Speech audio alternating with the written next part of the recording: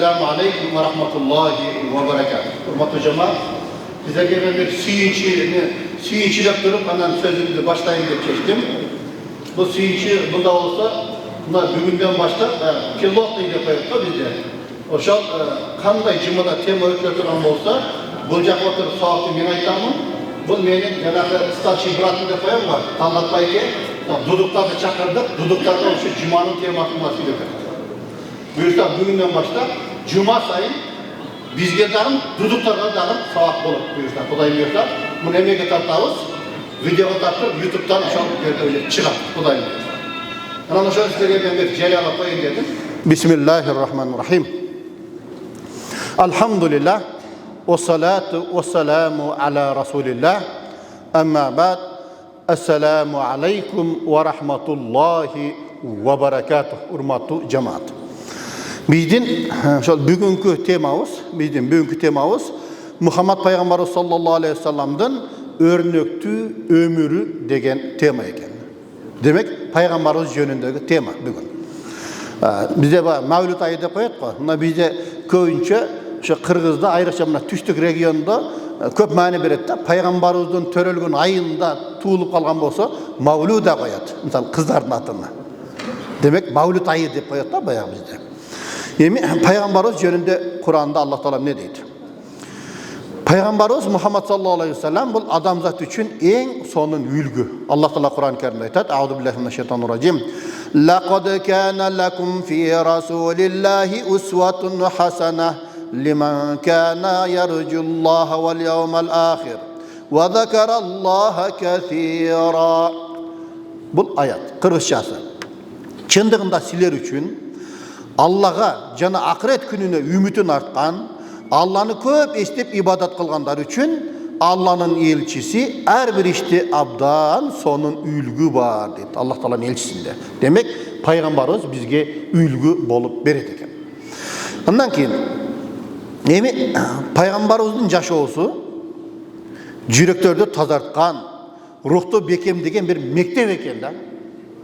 Sebebi yaşoda emne köy mesele, emne sırov bolsa Peygamberimizin ömür bayanından tavat ekemiz. Oşol mesele. Oşonduktan bu yerden ne deyip? Demek yüreklerini tazartkan, ruhtu bekemdegen bir mektep.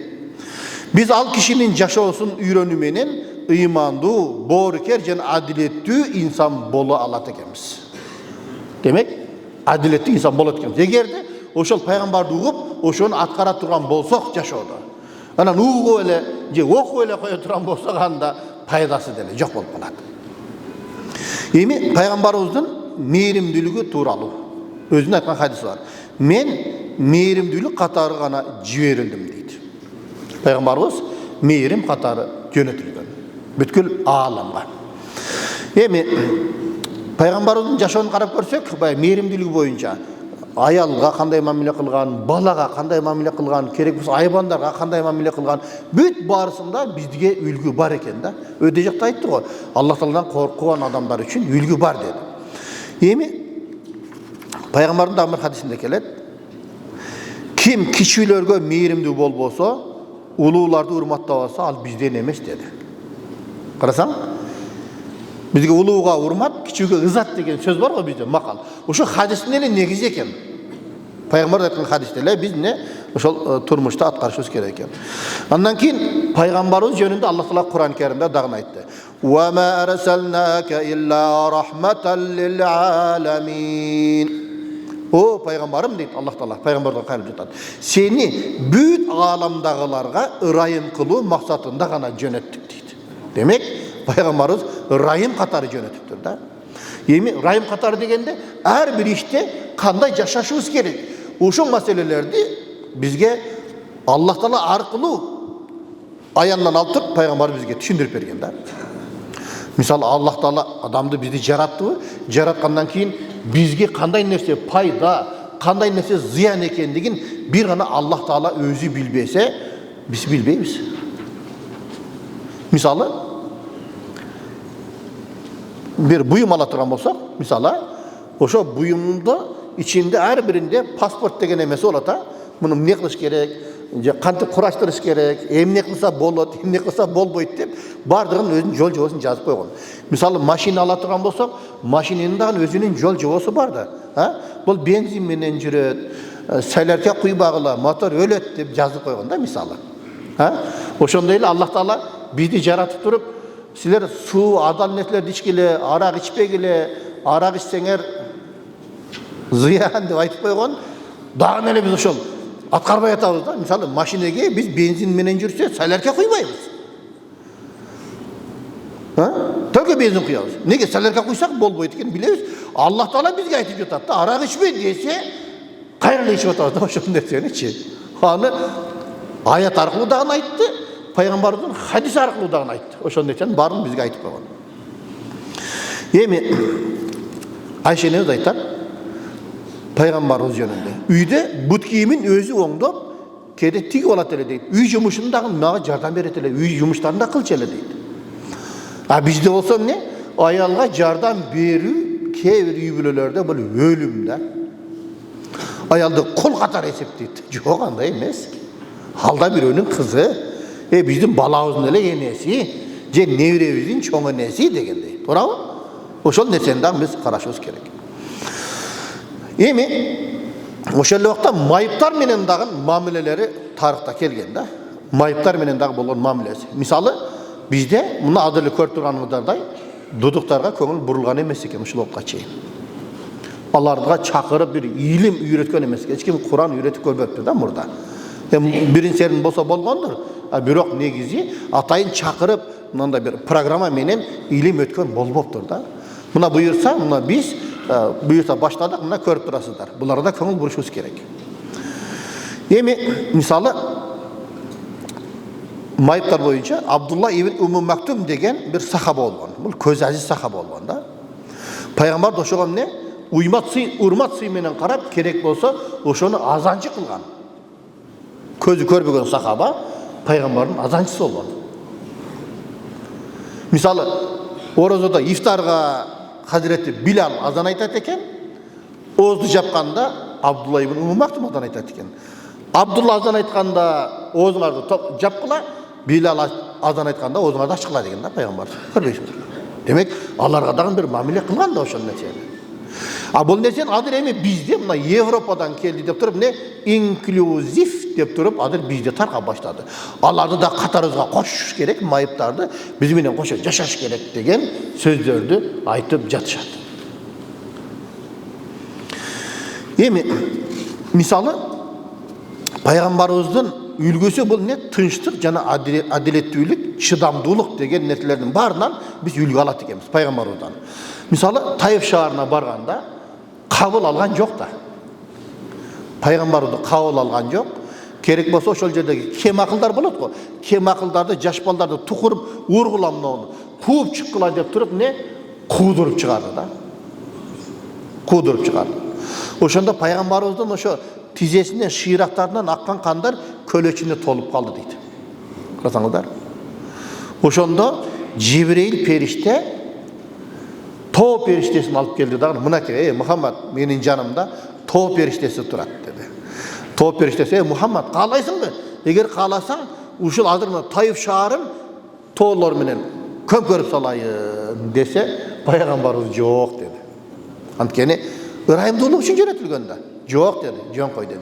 Келечекте булардын урпактарынан Аллахтын динине кызмат кылгандар чыгаттыр мүмкүн деп туруп, ошолорго пайдасына дуа кылат. Аллахым менин коомумду кечиргин.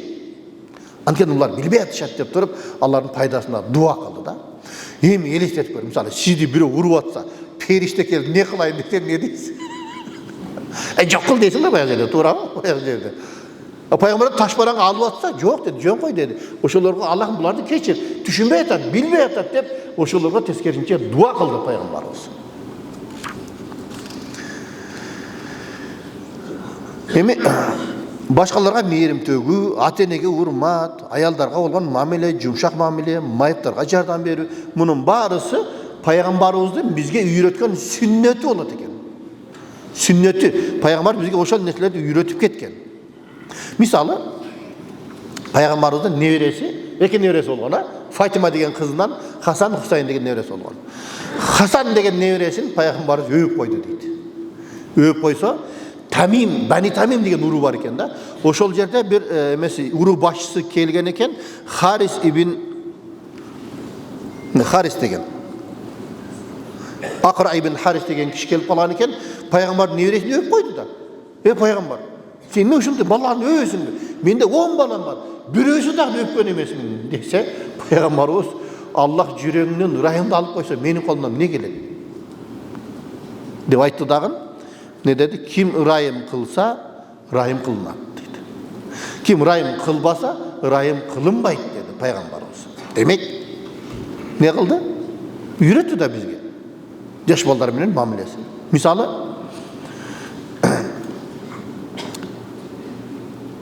oşo Taif şaharına barganda oşonçoluk kıynalıp tursa dagı ne?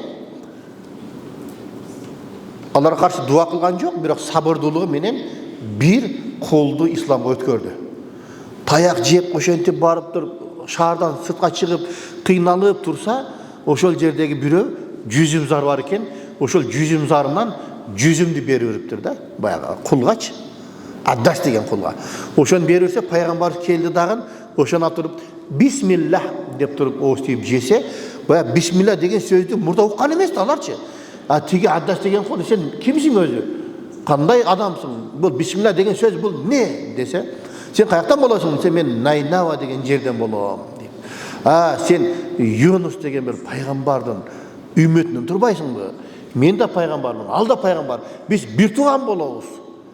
Dep turup аны davat kıldı ele, İslam'dı kabul aldı.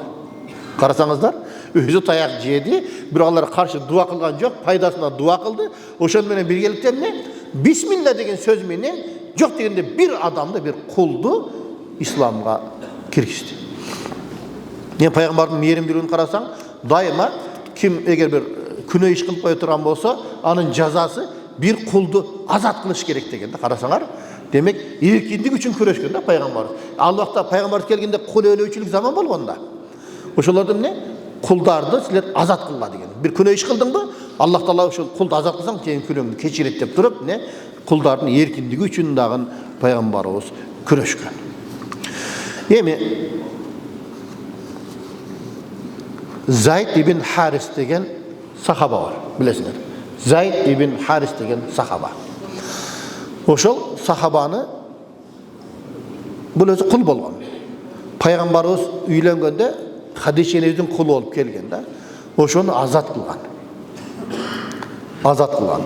Oşonda bir tuğandары kelip turup ijdep kiret de, ijdep turup Muhammad'ın kulu eken dese, eğer kalasыңар muna, eğer seni men ketem dese, men satpay bunu, jön ele berem, alıp kete verirler. Eğer kalam dese, özü bilet dese, atası menen ağası kelip turup, Zayd, jürüge kettik dep turup, inim balam dese, sizler menen ketpeyim, Muhammad menen kalam dep ketpey koyete, karasaңар. Peygamberin yaxşı muamelesinden. Oşondan keyin Peygamberimiz ne dedi? Boldu, bugünden başlap buna Zayd menim balam boldu. Men bala kılıp aldım özüme degen da. Muhammed ibn Zayd dep turup bala kılıp aldım degen. Oşonda bir kança vaqttan keyin Allah Taala tarabından ayat düşöt. Balаны özünün atına jazdırуу haram ekenligi jönündө. Şeriatыбыз boyunca bala bagıp alуу bolat negizi. Baksaң özüň soopçuluk üçün baga ber. Biroq özünün atasının atında kalış gerek da. Özünün atına jazdırуу haram. Oşondan keyin boldanda depler ne? Al benim balam emes. Şeriat ruhsat berbedi. Allah ruhsat berbedi degen da. Görmüyorsunuz. Sebebi Allah Kur'an'da aytar: "Ve ma kana Muhammedun abaha ahadun min rijalikum." Sizler Muhammed sizlerin arasında hiçbir erkektin atası emesdi. Demek bunun baldары kişinesinden ölüp kalgan da peygamberden kazı olgan. Oşon nesen aytты. Ne sebepten bizde şeriat boyunca oşol haram bilesizler. Misalı, eğer de men balal bolboy жүрüp, eğer de erkek bala bagıp alçı bolsam, menin ayalma hiç kандай teşhisi yok da, çoğu için erkek de. Eğer bayakı bala çoğuygondan keyin menin ayalım joluksuz жүрgөнгө bolboy kalat. Oşol problema, görmüyorsunuz. Mahram degen mesele var da bu jerde. Eğer oşonday ele zararçılık bola turan bolsa, anda oşo ayalımnın singdisi, ejesi, je jengesi emizip koyuş gerek da. Oşonda атасының қарындашы болып қалады да, туған болып қалады. Егерде қыз бала бағала тұрған болсақ, мысалы, анда ал чоңайғанда менің жанымда жыланға жүре албай қалады да. Ал чочун да, махрам емес да. Ошондуктан алдында менің инімден келінем же жеңем емізіп қойыш керек, же ежем емізіп қойыш керек. Ошондо мен тайкесі болып қалам да баяғы жердечи.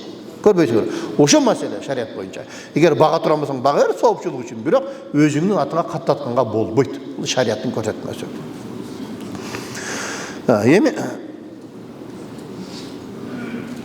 Абдулла ибн Уму Мактум деген жана көз ажы сахабаны билесиңер. Ошол пайгамбарыбыз бир жолу кафырлардын лидерлери менен сүйлөшөм деп чакырат, лидерлерди чакырат. Алар деле айткан да, сен бай кедей кембагалдарга, кулдарга кошпо, бизге өзүнчө даават кыл деген да. Ошонда пайгамбарыбыз ошо кафырлардын лидерлерин чакырып алып туруп даават кылып баштаганда, Абдулла ибн Мактум шу көзү көрбөйт да. Каерде пайгамбардын үнү кылса, ошол жака барып алып туруп угат экен да. Ошондо тиги лидерлердин жанына Абдулла ибн Уму Мактум да барып калды дейт. Бул жердечи. Угам пайгамбардын сөзүн деп. Барса пайгамбарыбыз эмне кылды? Мындай кабагын салып туруп карады да. Ошондо Аллах Таала пайгамбарга эскертүү катары аят түшүрдү. Абаса ва тавалла жаахул а'ма. Кабак бүркөп, жүзүн бурду ары карап. Көзү азиз бирөө келгенинде жанына деп туруп, Аллах Таала сен төр эмес кылдың деп туруп эскертүү берди да. Ошого айтат да пайгамбарыбыз эки эле адамга ордунан турган дейт да. Бирөөсү кызы Фатима келдиңби кызым деп ордунан тура калып дейт. Бажыда кел отур деп, отурду үшкөн жоксуңбу деп чапанын чечип үстүндө жапкан дейт кызына. Карасаңар кандай мамиле кылган. Болсо уже бала чакалы болгон. Өзүнүн үй бүлөсү бар. Келгенде ошондо сыйлаган да. Экинчиси Абдулла ибн Уму Мактум дейт да. Аллах Таала ушул себептен мага эскертүү берди. Мага сабак берди бул деп туруп ордунан турган дейт. Көрбөйсүңөрбү? Көз азизге кандай мамиле кылыш керек? Ошо маселе туугандар бул жерде. Эми бул майып адамдын ошо кадыр баркы канчалык жогору экендигин көрсөтөт. Пайгамбарыбыз аны керек болсо имамчылыкка деле таштап кеткен. Өзү бир сапарга кеткенде, сен ушул Мадинаны башкарасың деп туруп, жетекчи кылып ордуна орунбасар кылып таштап кеткен да. Көзү көрбөгөн сахабаны. Мына туугандар. Аларга кандай мамиле кылыш керек экендиги бардыгы бар. Ал эми жаш балдарга кандай мамиле кылган? Мисалы пайгамбардын убактында бир жаш бала болгон, жетим. Жана Зайд деп багып алып эле бир баланы. Ошонун окшоп анын иниси болгон, Умайр деген болгон да. Абу Умайр деп коет экен. Ошол чымчык ойнотот экен да. Чымчыгы бар экен, ошону көтөрүп жүрүп, чымчык өлүп калыптыр баягынынчы. Ушунчалык кайгырды дейт. Кайгырганда, Умайр чымчыгың не болду деп. Болсо дайыма сурайт экен, чымчыгың не болду? Чымчыгың кандай? Учуп атабы деп туруп дайыма абалын сурайт экен. Бир күн өлүп калгандан кийин дейт, баягы эми сен капа болбо деп көңүлүн дагы сурап барды дейт да. Кайгырбаймы буюрса. Эми буйрук экен деп туруп, ошо баланын чымчыгын өлүп калгандыгына көңүл айтып барды дейт. Мына жаш балдарга кандай мамилелерди кылган. Жаш балдарга кандай мамилелерди кылган. Эми туугандар,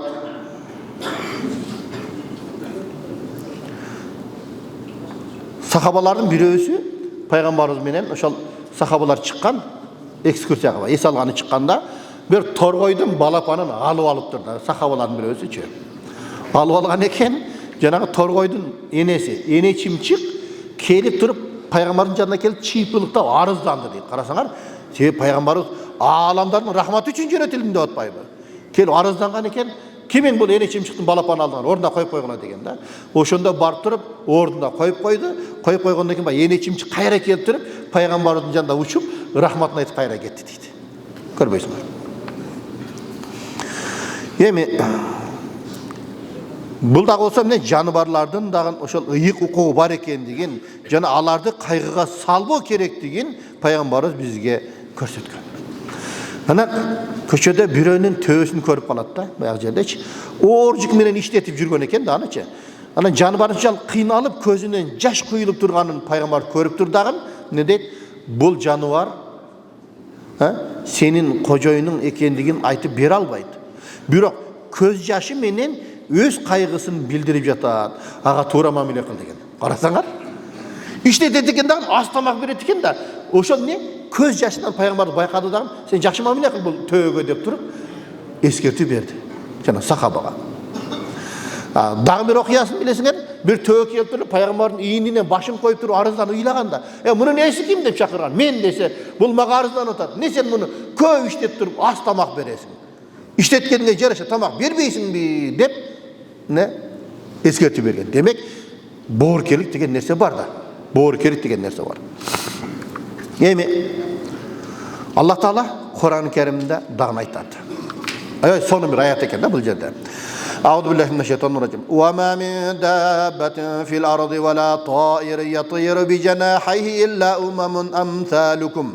Жер жүзүндөгү кыбыр эткен жануарлар да, koş kanatını sermep uçkan kanattуулар da силер сыяктуу эле өз алдынча bir коом дейт. Алар дагы өчө коом экен да, Аллах Таала айтып жатат. Алардын дагы өздөрүнүн жакшысы бар экен, өздөрүнүн дагы эмелери, жамааты бар экен. Карасаңдар, чымчыктар дагы учканда жамаат болуп учат го. Туурабы? Жамаат мисалы койлор деле короо менен жүрөт, жылкылар деле үйүрө менен жүрөт дегендей. Өзүнчө коом экен да булар дагы. Birbirine başı et eken, özlerinin amiri var eken degендей. Ondan keyin Allah Taala da aytadi: "Ve la tastavi'l hasanatu ve la sayyi'ah adfa' billati hiya ahsanu fa idhallazî beyneke ve beynehu adavatun ka'annahu valiyyun hamim." Jakşılık menen jamandyk teң emes eç kaçan deydi. Jamandykka eң jakşı mamile menen жооп kaytargın, ey Muhammed deydi. Ошондо сага кас душман болгон кишинин да жан досуңдай болуп калганын ошондо көрөсүң дейт. Демек, Аллах Таала бизге айтат. Душманга да жакшылык кыла бер дейт да баягы жерде. Эми согуш убагында, ал туура эмес. Согуш убагында сен аны согушуп атасың да баягы жерде.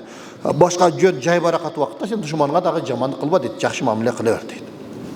Эми бул жалпыга тиешелүү, анын ичинде жан-жануарларга да душмандарга дагы кандай мамиле кылыш керек экен, ошол жөнүндө маалыматтар кетти.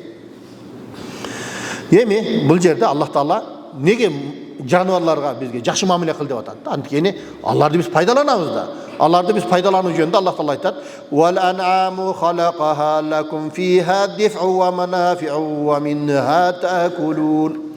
Аллах айтат: "Төрт түлүк малды да силер үчүн жаратты" дейт. Алардын жүнүнөн, терисинен жылуулук аласыңар. Башка пайдаларын да көрөсүңөр. Алардын демек эт сүтүнөн да жеп ичесиңер деп Аллах Таала Кур'анда бизге айтты. Мисалында кийген кийимдерибиз бардык эле ошол жануарлардын жүнүнөн жасалып атпайбы, туурабы? Көпчүлүгү. Бут кийимибиз, шымыбызды байлаган түшүп кетесин деп курубуз бардык ошол не терилерден жасалып атат бардык. Демек биз алардан пайдаланат экенбиз. Эми бул жерде дагы хадисте келет: кимде-ким бир жандыкты кыянаттык менен өлтүрсө, албетте чоң күнөө кылган болот дейт. Чоң күнөө кылган болот дейт. Эми хадистерде келет: силер ар бир тирүү жандыкка болгон боорукерлигиңер үчүн сооп аласыңар дейт. Демек, тирүү жандыкпы? Тирүү жандык. Демек, ошого биз жакшы мамиле кылсак, сөзсүз түрдө ошого дагы биз сооп алат экенбиз. Мисалы, бир аял бир мышыкты үйгө камап коюп, тамак бербестен ошол мышык өлүп калгандыгы үчүн аны тозокко түшөт деп пайгамбардын хадисинде да келет. Bir adam çölde bir kuduktun içinden düşüp su alıptır. Su alıptır, içip çıkıp karasa bir it tilin salındatıp duran eken kayra düşüp oşo put kiyiminden suyunu alıp ozmenen karmap kuduktan çıkıp janakı itke berdi deydi. Oşo sebepten Allah Taala anın күнөөсүн keçirdi deydi. Mına tuğanlar. Oşonduktan biz Peygamberin ömür bayanını okuy turgan bolsak, Peygamberin ömür bayanında tolgon tokoy bizge ülgülөр бар. Oşolar karaş keldi. Эми ошол Peygamberin жашоосунда кейде бар тамашада болгон экен да. Ошо тамашасынан да бир айтып берейин. Peygamberimiz ошол kurma, finik ha. Kurma жеп отурган экен, ошондо Hazreti Ali иниси да болот, күйөө баласы да болот. Ошол finikти жептир дагы ve içindeki daneklerin Peygamberin janına жылдырып коюп бериптир. Peygamberin janында danek коюп кеттир. Анан тамактанып бүткөндөн кийин тамашалап коет dedi. O Peygamber, sen sorgok turbayсың deyт экен. Неге десе, карасаң, данектер сен жанында жыйналып кетиптир десе, Peygamber тамашалап коет дейт. Жок. Данектер коюп кеткен адам соргок эмес. Сага окшоп данеги менен кошо жеп койгон адамдар соргок деген экен да. Көрбөдүңөрбү? Демек, пайгамбарда дагы тамаша болгон, бирок бар нерселерди айтып тамашалаган да. Ошондуктан, мисалы, аялга кандай мамиле кылыш керек? Бир эле мисалды айтайын. Мисалы, пайгамбар үйдө тамак жегенде, аял тамак жесе, ошо тамак жегенден кийин рахмат, тамагың сонун болуп тур, келсе деп туруп, пайгамбар аялдын колун алып туруп, колун жалап тазалап койгон да. Карасаң, үй бүлөдө кандай мамиле болуш керек да? Ошону бизге пайгамбар үйрөтүп атат да. Эми элестетип карадыр биздин замандагы эркектер, жала колумду деши мүмкүн, бирок аялын колун жалап коюш, тазалап коюш деген өлүм болсо керек. Эми бул жерде эмне? Пайгамбар өзү мындай үлгүн үйрөтүп атат да, үйдө ал нерсе экен. Сенин кириңди жууп берип атса, носкиңди жууп берип атса, аны рахмат деп коюш неси бар экен? Ошо турганда демек, пайгамбарыбыз бизге эң чоң үлгү туугандар.